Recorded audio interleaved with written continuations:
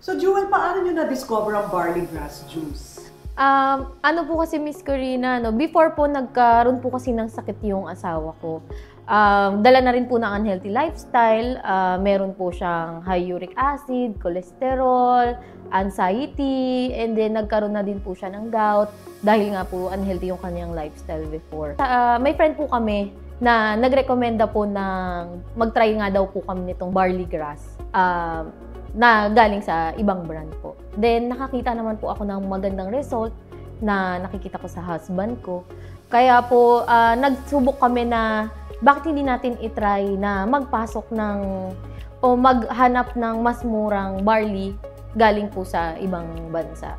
So, dun po, nakahanap po kami ng supplier na nakapagbigay sa amin ng barley grass juice powder. And then, tinry po namin siya muna for ourselves.